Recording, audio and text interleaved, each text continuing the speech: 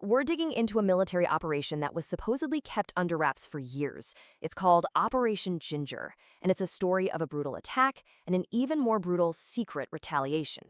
Now, this wasn't some strategic strike you'd see planned out in a war room. No, what our source material tells us is that this was a raw, visceral mission for one thing and one thing only: revenge. It was an answer to an attack so savage, it simply could not be ignored. So, let's set the scene. Our story begins on a freezing cold day in the mountains of Kashmir back on July 23, 2011. An Indian Army patrol was about to be ambushed in a way that would kick off a truly devastating chain of events. According to our source, a heavily armed Pakistani Border Action Team, or BAT, crossed the line of control. Now, their goal wasn't to capture the post, it was to spread terror. They moved in silence, surrounding the Indian bunker before launching a full-blown surprise attack. What happened next was just gruesome. The source alleges that the attackers desecrated the bodies of two of the fallen Indian soldiers, Havildar Jaipal Singh Adhikari and Lance Naik Devendra Singh. And then, in a final act of barbarity, they beheaded them and carried their heads back across the border like trophies. In all that chaos, a third soldier was critically wounded. But despite his injuries, he somehow managed to drag himself all the way back to his base to report what had just happened. He delivered the horrifying news right before he died from his wounds, bringing the total number of Indian casualties to 3.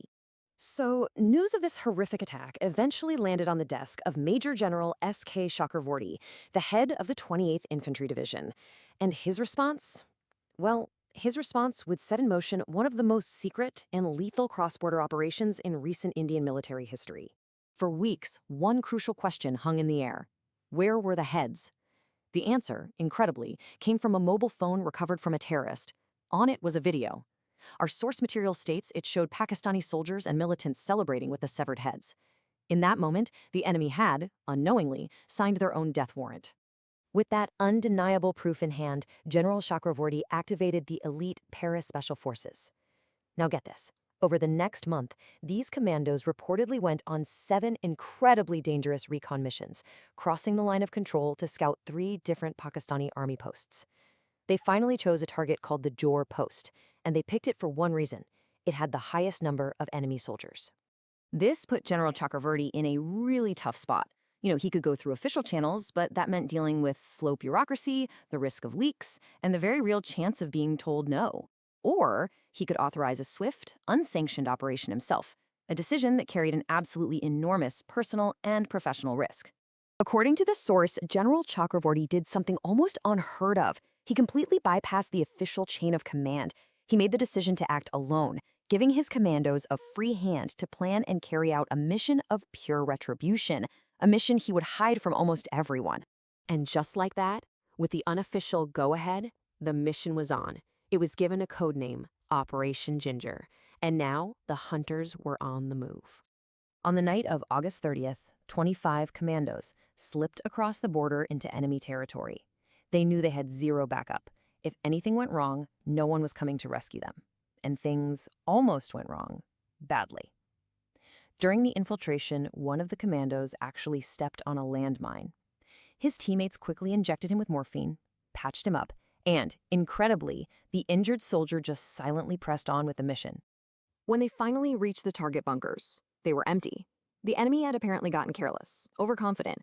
The commandos used this golden opportunity to their advantage, meticulously laying a trap of claymore mines and setting up a 2-tiered kill zone with an assault team close in and snipers providing overwatch. At 7 in the morning, their patience paid off. A group of 4 Pakistani soldiers came strolling casually down a path, walking right into the kill zone. The commandos hit the detonator for the mines, and the trap was sprung. Now, this is where things get incredibly grim. According to the source, the Indian commandos then did something chilling. They reportedly booby-trapped the bodies of the enemy soldiers with IEDs. The message was unmistakable. Anyone who comes to retrieve these bodies will also become a casualty. This was psychological warfare. The explosions, of course, triggered a response. Another group of 4 Pakistani soldiers opened up with machine guns. But the outer ring of that kill zone, the snipers, they were ready. The source claims that within just 3 seconds, the Indian snipers had silenced the machine guns, neutralizing the threat just like that. So after a 45-minute firefight, it was all over. For the 3 Indian soldiers killed in that first ambush, the commandos had exacted their revenge. The final tally, according to the source, 8 enemy soldiers killed. And get this, by noon that same day, the entire 25-man team had made it back across the line of control. They returned to their base safely without a single fatality. Mission accomplished. A secret war, fought deep in the shadows, had been won. You know, the story of Operation Ginger is a pretty stark account of retribution. It really shows a tit-for-tat escalation where brutality was met with even more brutality.